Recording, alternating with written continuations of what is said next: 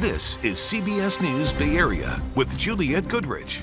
Right now it's 6. We are following several breaking stories. 3 people are injured after a shooting in San Francisco. This is a live look from the scene near Jefferson Square Park.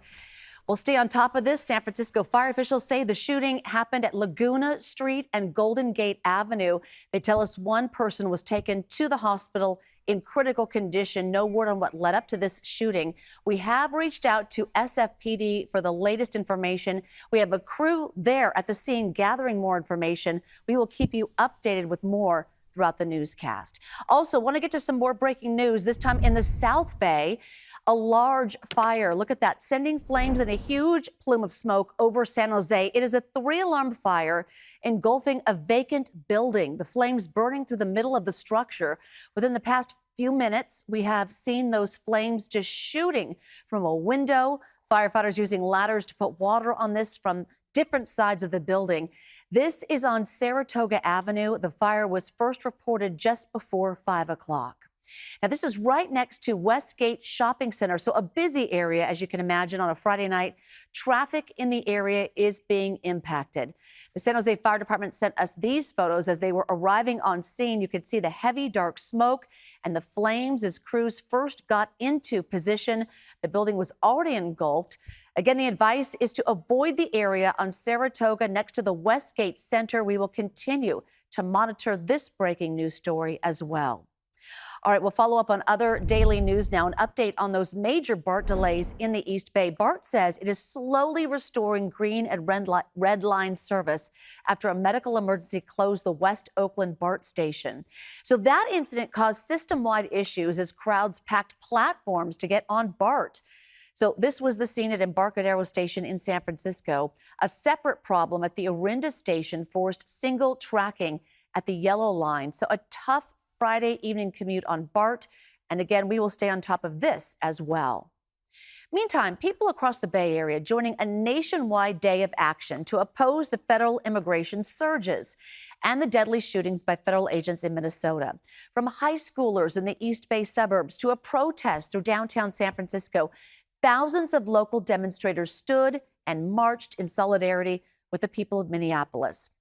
And it wasn't just people hitting the streets. Some Bay Area businesses are taking part in the national strike by closing down for the day. Da Lin is in the East Bay to highlight 2 of those businesses. Many businesses that joined the national shutdown posted notes alerting customers why they're closed on a Friday. They say it's a big financial hit, but it's one they're willing to take.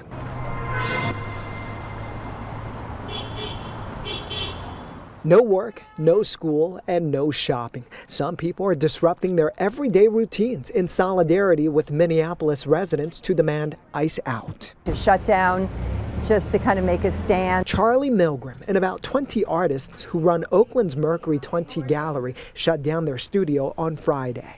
We think that everything that's happening, right now in this country is very illegal, very dangerous. We need to have our voice be part. She and fellow artist Jessica Katkin denounced the recent killings of Renee Good and Alex Preddy. Alarmed, passionate, scared. It makes me very angry. It's un-American and it needs to stop. In Berkeley, ACCI Gallery also shut down for the day. We paid the staff, but it's hard for our financial well-being. I mean, we don't do this lightly, but we do this for a political statement. Kirk McCarthy is the board president of ACCI Gallery. He says they risk losing thousands of dollars, and there's fear of backlash from Trump supporters potentially boycotting the business moving forward. The people that I've communicated with was supportive of it. It was something that we had to do. Outside of Children's Hospital Oakland, about 20 nurses demonstrated against ICE and Border Patrol agents. They couldn't walk off the job because of the young patients they care for. That's why the healthcare workers protested during their lunch break. Many of our patients are immigrants. We take care of them here. Some are fearful to come to the hospital. We don't want anybody to get sick, and ICE is a public health issue, and it's a public health threat. All of the demonstrators, including Charlie and Jessica, hope the national shutdown will result in long-term change. If we don't stand up now and say, this is not right, we need to do the right thing, then it's going to come to your neighborhood. The human spirit believes in hope, and that's why we're passionate. The midterm election is not too far away. Demonstrators hope this will inspire more people to vote in November. They say they would like Democrats to take back the House or the Senate. All around the Bay Area, high schoolers walked out of class to protest the federal immigration surges. In San Mateo, students from more than half a dozen nearby schools met at Central Park on El Camino Real. We will make it right. One struggle, one fight. We will make it right. One struggle, one fight. Hundreds attended the walkout, waving signs while marching around the park. They tell us they want to put an end to the violent tactics used during immigration enforcement efforts in Minnesota. Me and my friends are all here to support to get rid of ICE because they've been taking away our neighbors and everybody, and we want them to get out. What they've done in Minnesota is atrocious. It's like a big problem with ICE everywhere, obviously not just in Minnesota, in California here too. I mean, the amount of people who are dying, who have already died this year in 2026, we're not even through the month of January. It's terrible. About 500 students at San Ramon Valley High School in Danville also stepped out of their classrooms as part of today's National Ice Out Day of Action. They marched around their campus, shouting their disapproval of the Trump administration's immigration crackdown. Meanwhile, a smaller group of students organized a counter-protest to make their voices heard. One told us he wants to support law enforcement.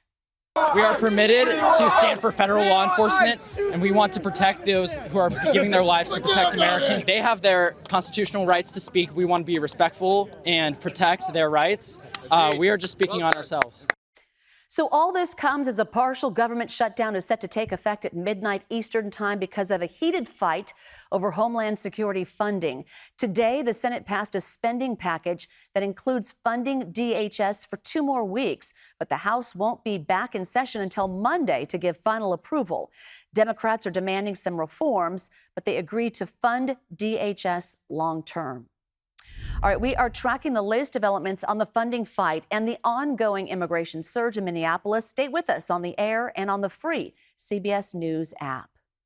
So it is a much different sort of shutdown about to happen in Benicia. The Valero Refinery is starting to wind down operations. It notified the Air District it plans to start shutting down some equipment tomorrow. Meantime, neighbors tell our Brad Hamilton the shutdown is not just leaving a bad taste in their mouths, it's also sending a bad smell across the city, literally. If I didn't like it, I didn't have to move here.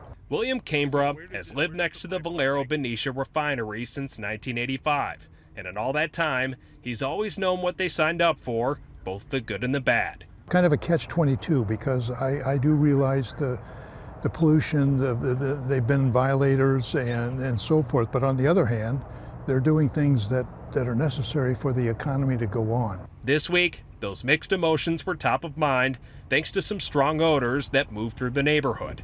Benicia Fire PIO Della Ohm says these odors were linked to operations at the Valero Refinery as it begins shutdown procedures. In particular, these smells over the past several weeks were traced to tank degassing at the crude oil tank farm, a process used to safely remove residual vapors from storage tanks. Benicia firefighters have portable air monitors that will go out to the location of the complaint and test the air. We'll smell it ourselves. We'll make sure that everything's within acceptable health limits. Della says they've received several complaints a day since Monday.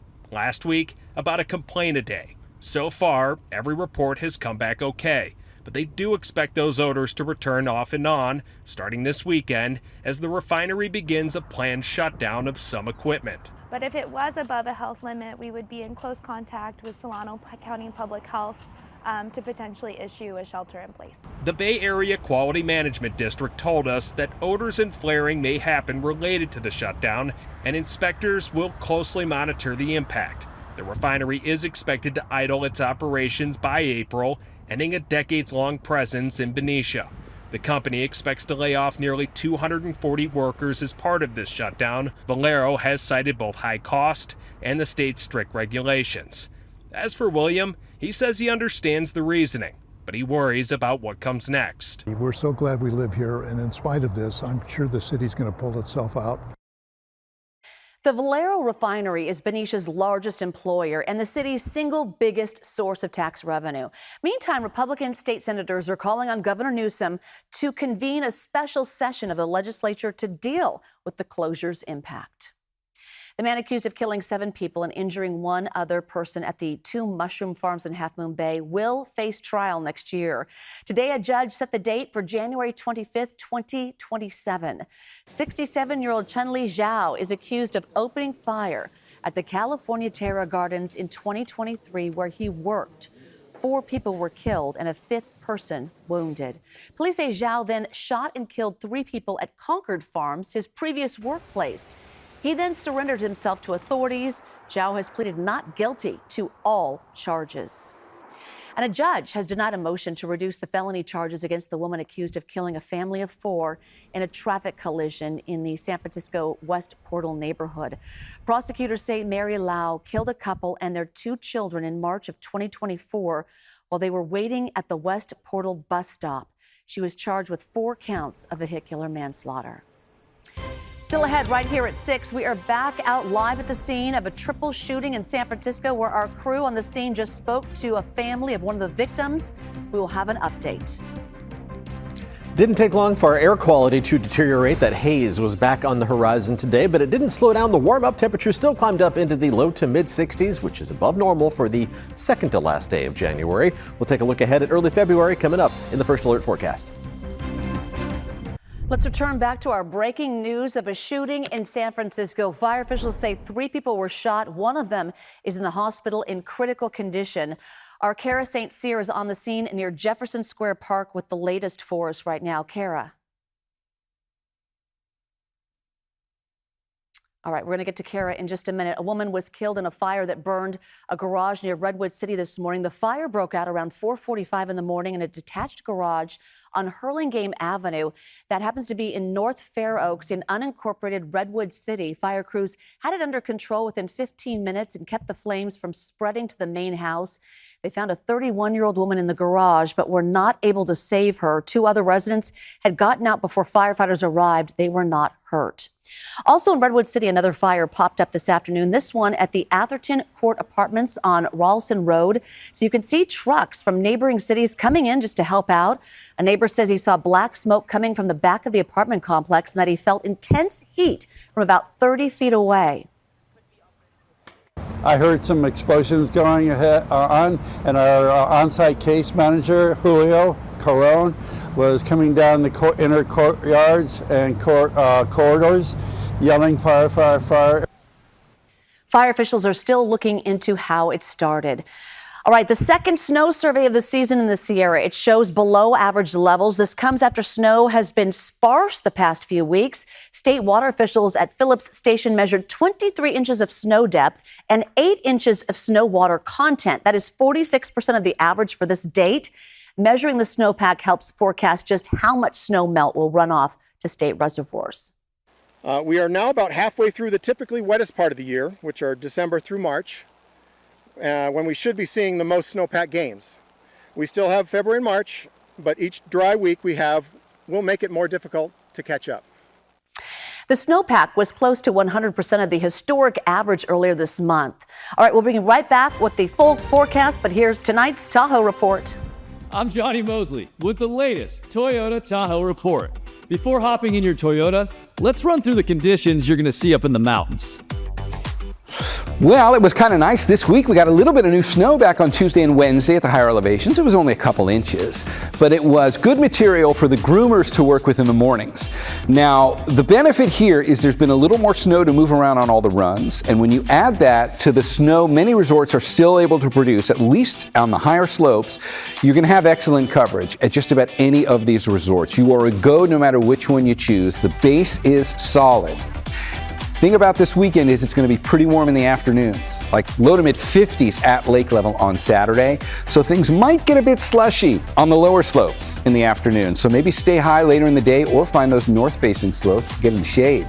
Other than that, it's great travel up there. That is this weekend's Toyota Tahoe Report. We're finishing the month of January with the same weather pattern that we spent most of the month in. Dry weather with that haze and poor air quality on the horizon and, well, in our lungs. And there's not much sign of rain headed our way in either the 7-day forecast or even beyond that. The 6 to 10-day outlook from the Climate Prediction Center, still a strong signal towards near zero rainfall. And this takes us past Super Bowl Sunday. There are some forecast models that do try to sneak a couple of very light showers towards the Bay Area on Super Bowl Sunday. I don't think it would have an impact on the game or any of the festivities, and it's still lower than 20% chance at this point. For any hint of a return to a normal rainy season weather pattern, we have to look at the 8 to 14-day outlook, which we're in gray, which may not sound all that promising. Okay. It's kind of that neutral color. We're seeing the green off to our east, but gray means a return to a near average rainfall pattern, again, after Super Bowl Sunday. So kind of towards the tail end of this 14-day outlook, we're really talking about something that's almost 2 weeks away at this point. So while we're waiting, we're going to have to continue to monitor the air quality, which didn't take long to return to not great levels. It was a mix of moderate and unhealthy for sensitive groups. Air quality readings across the Bay Area today. More of the same tomorrow. I think the Santa Clara Valley will see a deterioration of your air quality, but then some improvement. More of a mix of good and moderate air quality readings Sunday and Monday. There's going to be a storm system that misses us to the north, but it's going to be close enough to kind of stir around the lowest levels of the atmosphere and improve our air quality for a couple of days before the haze is back by next Tuesday. Right now, looking towards downtown, pretty view. The camera in nighttime mode, so we get a black and white perspective there. Temperatures are mostly in the 50s, but it's still holding on to 60 degrees right now in San Francisco. Mild for a January evening, and even the cool spots, not that cool for late January. 53 degrees right now in Livermore. Dog walking forecast for tomorrow is brought to you by an adoptable pup and a wise-looking adoptable pup. This is Boots, who looks like he's just looking directly into your soul. Temperatures in Petaluma reaching up into the mid-60s tomorrow afternoon. You see a lot of clouds in the forecast for tomorrow. Those are going to be high and mid-level clouds, just filtering the sunshine, not blocking it entirely. So temperatures are still going to warm up after we do have to contend with a little bit of fog to start the day. Let's take a look at that on our floor map. And the bulk of the really dense fog is going to stay in the Central Valley, but enough of that sneaking into the interior valleys of the East Bay to slow down the warm up there. Any fog around the bay should not last long. Once the sun comes up, we should see that dissipating within an hour or two of sunrise, and temperatures are going to warm up to a few degrees above average, generally about 5 to 10 degrees above normal. In fact, the exception to that will be east of the Oakland Hills. You see that blue in the background indicating temperatures in the upper 50s to around 60 degrees. But that's normal for this time of year. The real warmth is going to be in the Santa Clara Valley, 71 degrees in San Jose, up into the low to mid 70s in Los Gatos and Morgan Hill. 60s around the bay and at the coast, and temperatures in the North Bay are also going to reach up a little bit farther into the 60s, even close to 70 degrees around Healdsburg by tomorrow afternoon. The 7-day forecast, not a whole lot of change to our temperatures as we head through the weekend. We are going to warm up just a little bit more next week as our mix of high and mid-level clouds and sunshine gives way to just sunshine by Tuesday, Wednesday, and Thursday. So temperatures bump up a little bit. Some spots even getting into the low 70s, a lot like the Santa Clara Valley tomorrow, and absolutely no rain in the forecast for the next 7 days. More news coming up after a quick break. Stick around. All right, let's get back to our breaking news of a shooting in San Francisco. Fire officials say 3 people were shot, one of them in the hospital in critical conditions. Kara St. Cyr live on the scene near Jefferson Square Park with the latest. Kara. That's right. Now, there's a lot of tears and shock tonight as people in this neighborhood are reacting to this shooting. Again, we're told that 3 people were involved. All 3 were transported to the hospital, but we know at least 1 is in critical condition. Now, this is what it looks like on the scene right now. Golden Gate Avenue, at least part of it, is closed off. The police are still back there. We're not exactly sure what it is they're doing, but they are still back there. This road is closed. And some of the people that we were talking to that were really shocked to hear about this shooting were concerned because of the parks that are so close by. There's a soccer field right next to where this shooting occurred, and people are now starting to go back into the park. They're playing again. And also someone told me that there's a special needs daycare that's nearby, and they were concerned about having any children possibly walking through the area. But while we were standing here earlier, a woman did come up and talk to us, and she said that her son was involved in the shooting. She's devastated to hear that this happened, and she just hopes that he'll be okay. My daughter called me and said, your son been shot at Hayward Park. I need to know where my son is and if he's all right. Like, I'm not ready for this. Have you talked to the police at all yet? They not telling me nothing. Of course, she is devastated by what's happened tonight. And she told us that she's headed to the hospital hoping for the best, as are all of the other people that are standing watch right now. Back to Tara, you. I know this is a developing story, but is there a suspect or suspects out there? Because you're saying 3 people were shot, 1 in critical condition. Are we looking for a gunman? I'm not sure at this time. The police have just told us that there were 3 people that were shot. All of them have been transported to the hospital, and there's that one that has that's in critical condition.